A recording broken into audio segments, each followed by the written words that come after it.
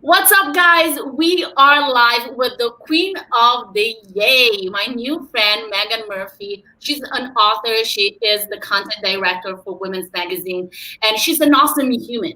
I met Meaghan on Instagram. I just came across her page because somebody tagged her into something. I don't even know how. And I saw her at SLT and I'm like, oh my God, I used to teach there. And then I saw her going somewhere else. I'm like, oh my God, I used to go there. And then I saw her, doing things and making comments and about important things in life that I felt it could benefit so much my audience. And I DM'd her and I said, hey, I want to be talking to you. I want to be introducing you. I see you have a book coming out about having a very productive, but also complete and fulfilled life. And I want to be able to help you share it. And so she said yes. And she's here. Welcome, welcome. Yay! I'm so thankful to be here. Thank you, thank you, thank you. So Meaghan, what is the yay? Tell me what's the yay. And I'm sure everybody's asking you this, but tell us what's the yay. Well, there's a big long story behind what I call the yay list and finding the yay. And the backstory sort of comes from a sad place. My father was diagnosed with pancreatic cancer and died within 5 months. And my dad was my person, my person. I had 3 small kids and I just kind of wanted to crawl in a hole and die and realized that was not an option. So instead I started something called Operation Good Grief. And for me, it was a mission to find one thing that didn't suck every day, and legitimately one thing that didn't suck. So if I had a really amazing latte with heart-shaped foam, I would take a picture of it and I would share it on my Instagram with the hashtag Operation Good Grief. And I kept that up for 2 straight years. Like every day, I would legitimately look for something that didn't suck because I wasn't at the yay place yet. I was just moving through grief. And I began to train my brain to more automatically find and see those good things. It got easier to see those good things. And suddenly it would be like I was noticing the daffodils at the end of my walk. And then I was noticing the smile on the train conductor. I was punctuating all of the moments of my day with these little moments of what became yay for me. And so about 2 years into my grieving process with Operation Good Grief, I changed it to the yay list. And I began to ask myself, what made you say yay today? And that was really the journey. It was a journey for me through grief that led me to find the yay. And now I do an Instagram called @the-yay-list, which was really just a fun way to share moments of joy and moments of happiness in the world, because I do believe very strongly that we all have this inherent negativity bias. It's very easy to find the bad. It's very easy to be miserable, right? Like it's pretty stinking easy to be miserable, especially in these times. So what I challenge people to do is to beat your biology and to retrain your brain to more automatically see and find the good.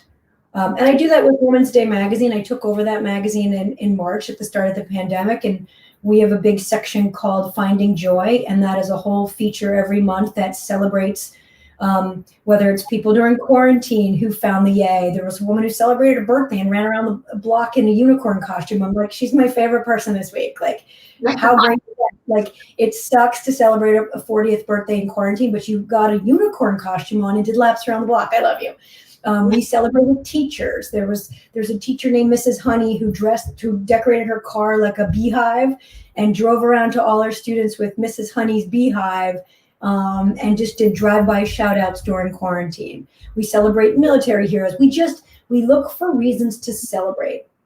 And my whole premise of the magazine is that we're destination celebration, so that no party left behind from Taco Tuesday to Christmas. Like, we're here to celebrate, because when you are able to find the yay, find those moments of joy and find reasons to celebrate, the hard stuff isn't as hard. Wow. Yeah, I feel you with that. And what amazes me is about it, because I've been following it a little bit. I've been reading a little bit about what you're doing and your message. What's incredible to me is that you managed to do it in a way that doesn't feel like bypassing the pain, right? You had a 2-year process before you got to that yay. And I think, like, I could feel that. I could sense that the yay is authentic, because one of the things that I saw a lot this year is people that say, hey, okay, but it's great, but things are great. And in that way, it feels like you're denying the challenge that humans are experiencing at this moment. They're denying the moments of grief that are needed and that are part of the healing process. But you managed to celebrate life and look at these moments in life without feeling like you're denying or shutting down the full spectrum of human experience. So do you feel that, you notice that, how people sometimes... Yeah, like that's super, super important to me. Like, if I am not some naive Pollyanna, I do not look at the world through rose-colored glasses. I absolutely acknowledge what sucks. I understand that we're in the middle of a pandemic. I understand that we're in the middle of a race reckoning, that we've had a really tough election. Those things don't escape me. I just don't live in the pain. I don't live in the bad. I acknowledge it and then move on. I mean, I would think my rallying cry is always onward. Yes, you have to acknowledge the bad in order to even remotely be able to appreciate and live in the good, but you can't dwell on it, right? Like, you can't just dwell on the nasties. That's, like, you know what I mean? Right, is that fine line, that balance between experiencing the emotion, acknowledging the emotion, and then allow it to run your life. Yes. You can't let the bad sit on you, right? Like, you can't let it weigh you down, because it's there and it's easy to find. And, you know, I say the only thing you can really control in your life is your reaction. So yes, acknowledge it, process it, and react accordingly.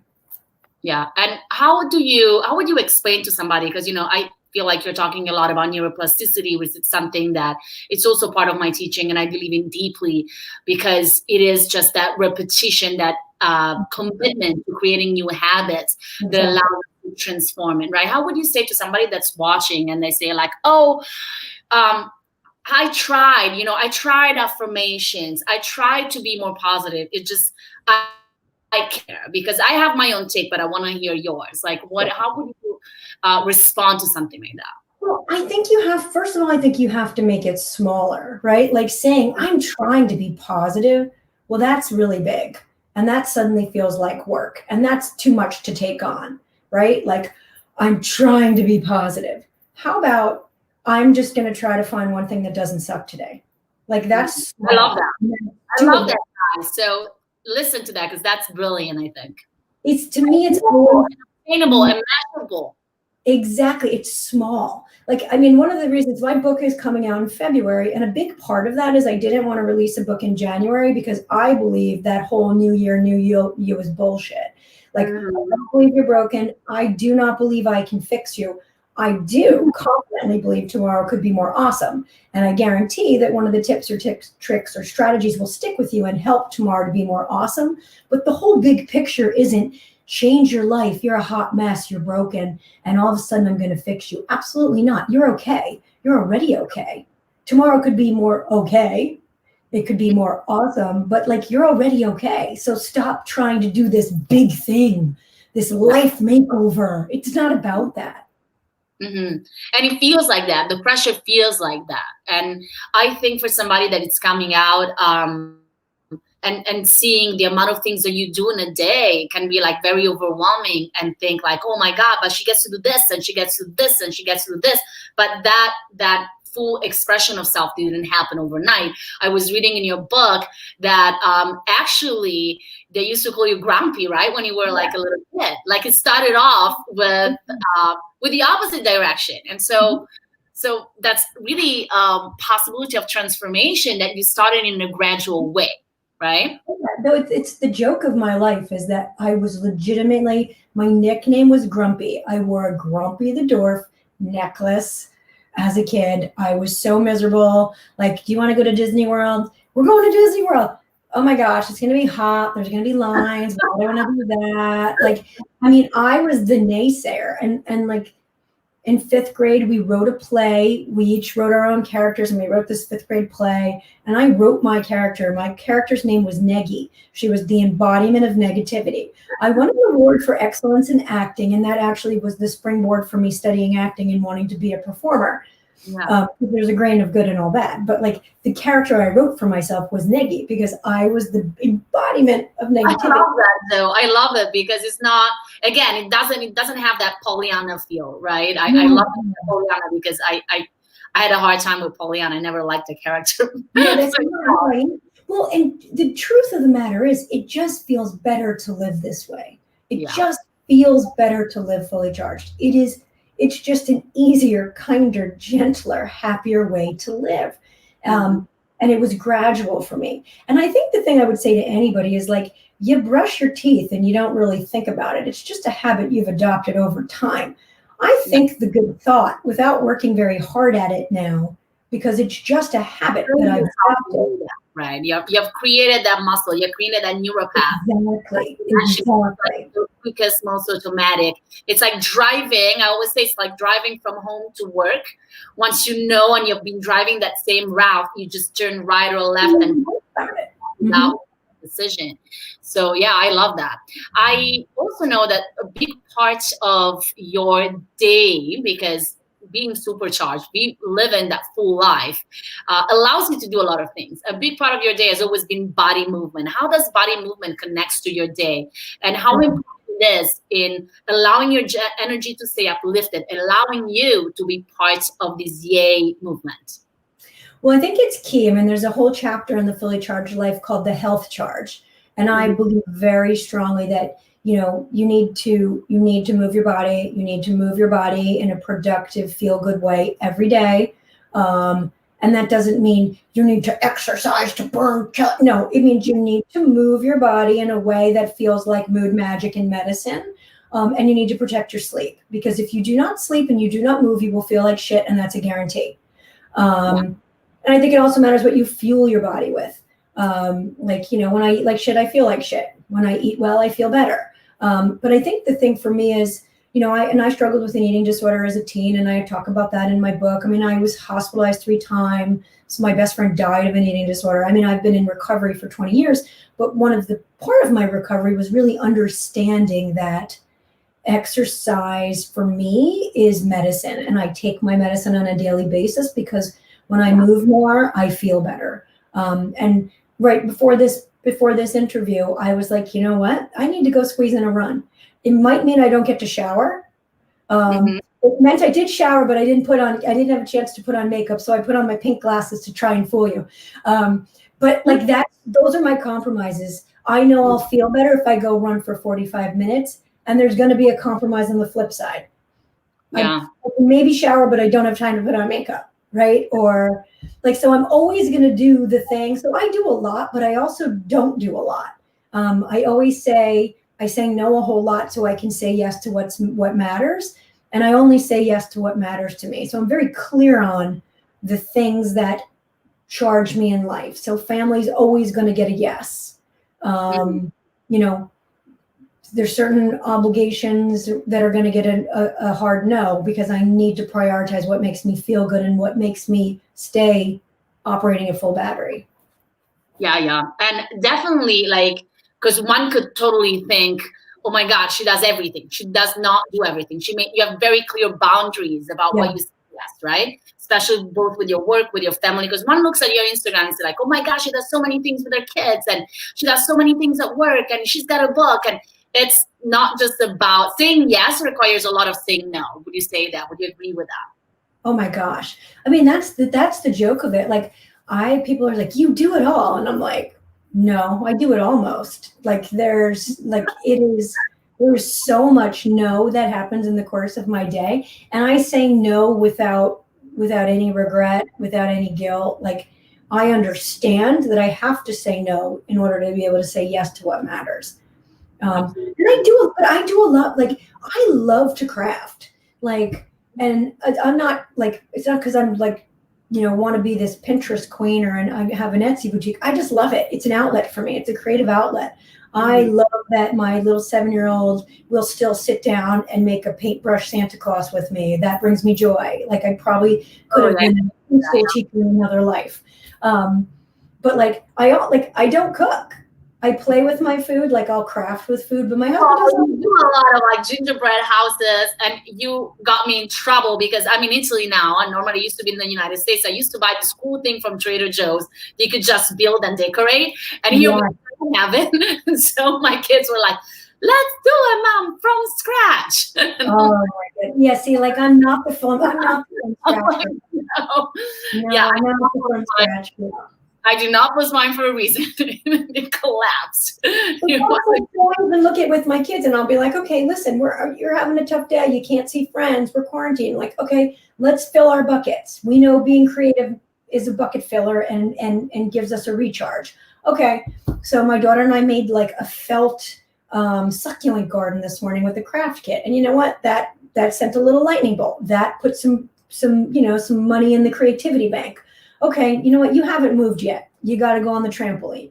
Like at least 10 minutes on the trampoline, that's going to put some lightning bolts in the health charge. Like you kind of just need to look at it. Sometimes I'll say, okay, you know where you're lacking today? It's the love charge. Call your grandmother.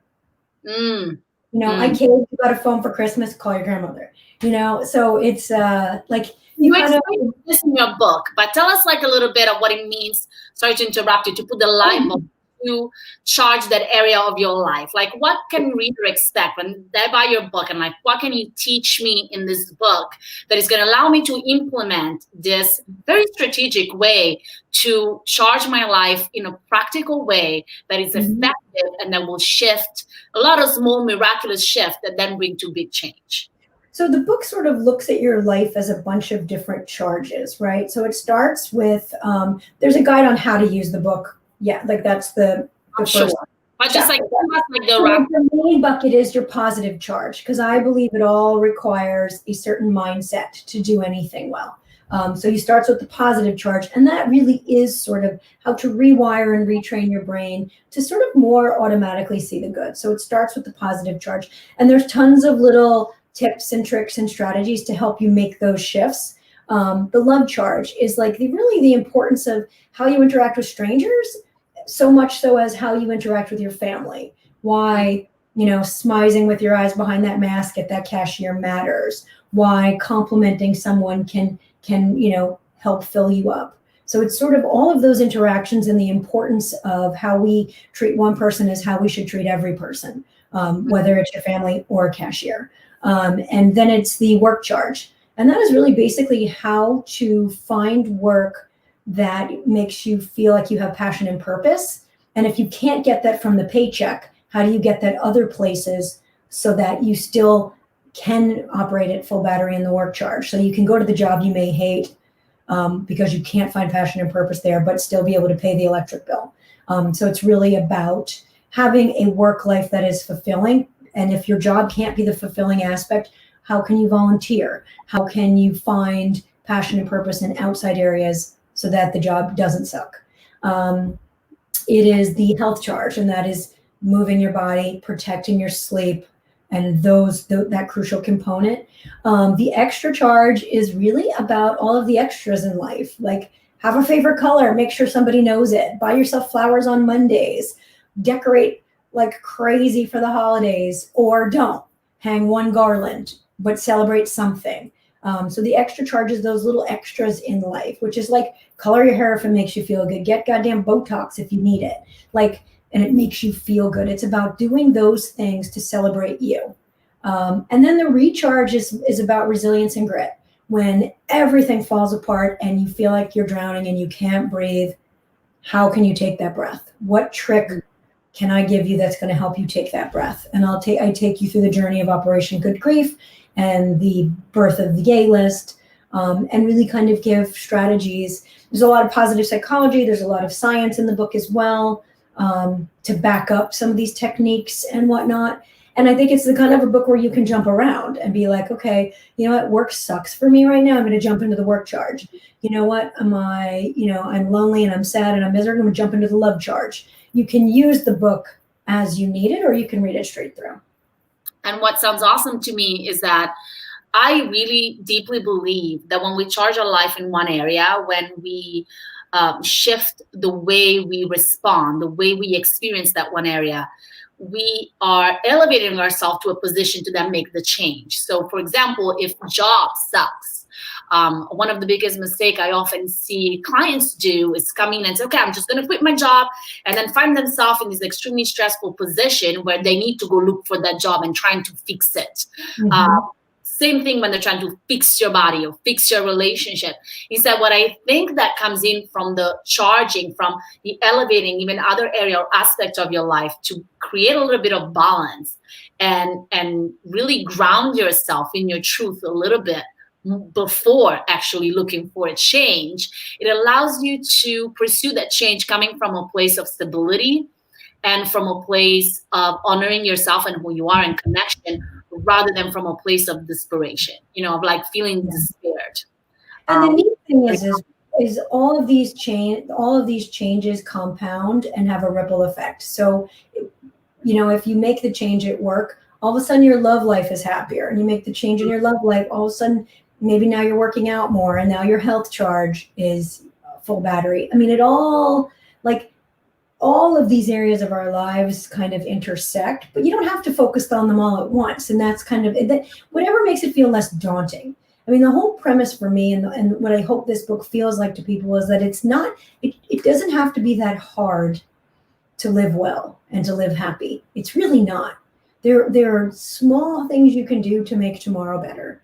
And it doesn't have to be daunting. It's not like, oh my gosh, overhaul your love life, overhaul your work life, start working out 9 times a week. Like, no, everything can be small, and every little ounce of good you do begets more good and more good and more good and more good and more good until suddenly you're like, wow, life is pretty good. Yeah, it's exponential for sure. Another question. I have like a lot of my clients and you that will be watching this later that have this deep desire to write a book. They are purpose-driven entrepreneur that they want to share their message, and they feel like, oh my God, I really want to do it, but how do I find the time? I have a day job, I have kids. And so given that you are also a woman who has children and has an important and very time-consuming and energy-consuming day job, how did you manage to go out there and write your book and pursue this creative outlet in your life? I feel very lucky. So I've been a service journalist for 25 years. So I started in the teen magazines. I was at YM and Teen People. I was an editor at Cosmo. I was at Self Magazine. I was at Good Housekeeping, and now I'm at Woman's Day. So I've had a very strong media background and a proven track record of publishing. So I've published, countless articles over the years, written countless articles, and been in the media for many, many years. That helped me to find a literary agent, no doubt about it. Now, let's talk more about the time. I'm not even saying, how did you craft the time out of your day? I would say for me, though, it was like I needed to believe that it was real first. So I got a literary agent, and we workshopped what the book would be. And I spent a year working on a proposal. So for me, it was like a very comprehensive outline. It wasn't like I just sat down and wrote a book. I wrote a very comprehensive outline. This is exactly what the book is. This is the sample intro. These are the sample chapters. This is what it looks like. This is what's in the book. I mean, I needed a plan.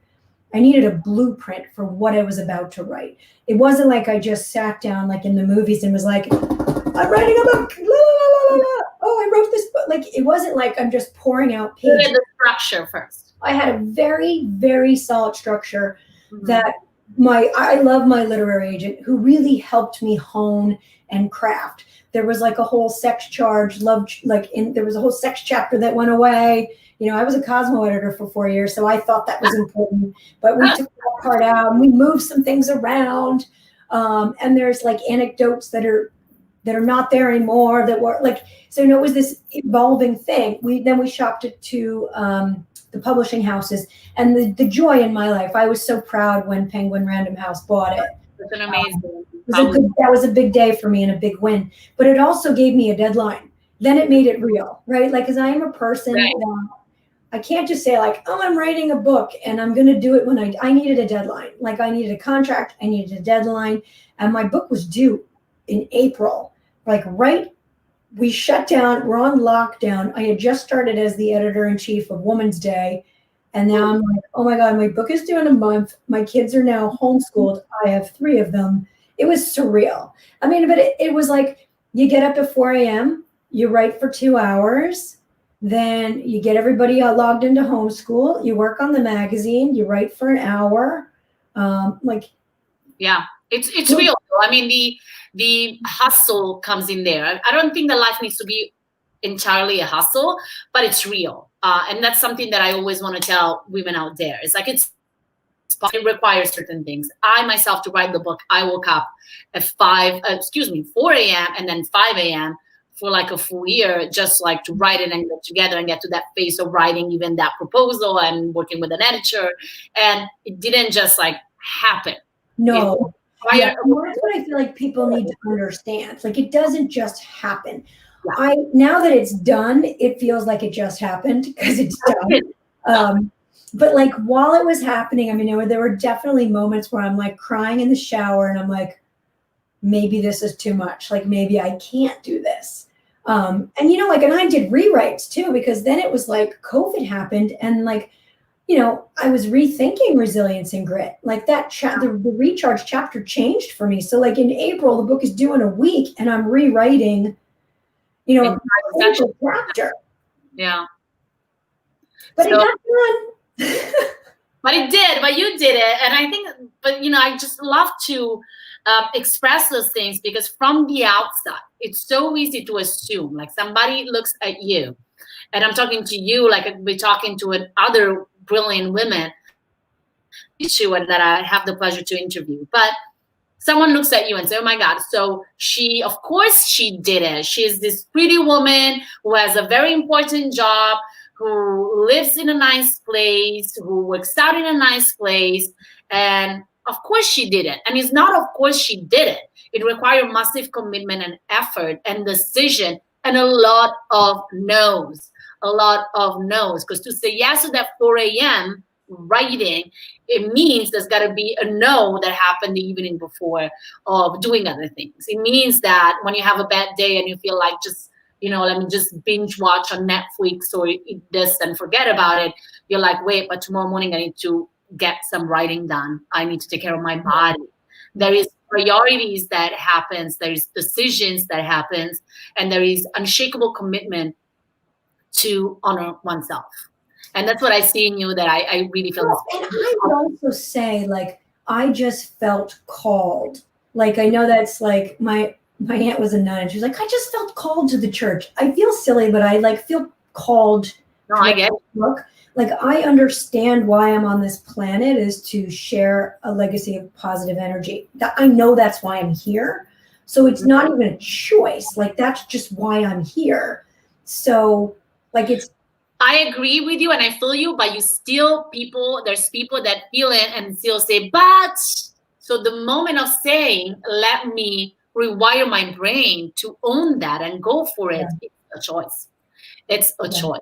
And it's a powerful choice that we all can make, to either lean on one side or the other. And I think your life, your book fully embodies that. And I can't wait. I tried to pre-order it. It doesn't allow me to do it from Europe. So I can't wait. Oh, no. My physical copy in February. They're not printed. So I have, my book is fake. Yeah. This is like, it's fake. Like they gave me the book with somebody else's book inside until it prints, because it doesn't print till January. I'm like, whose book is that? That's not my book. That's the real cover, but it doesn't actually print. Let us see the cover. One second. Let us see the cover. Let us see the cover again. And I got a tattoo to match. Oh, your fully charged life, guys, is coming out in what days is it come out? February 23rd.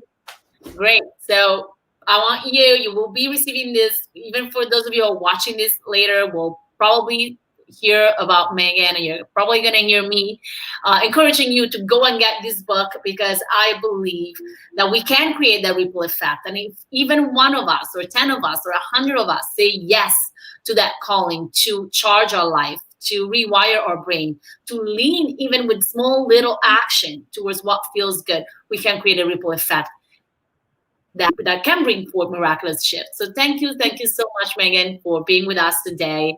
I'm so excited about your book, and I can't wait to support it further as we get closer to February.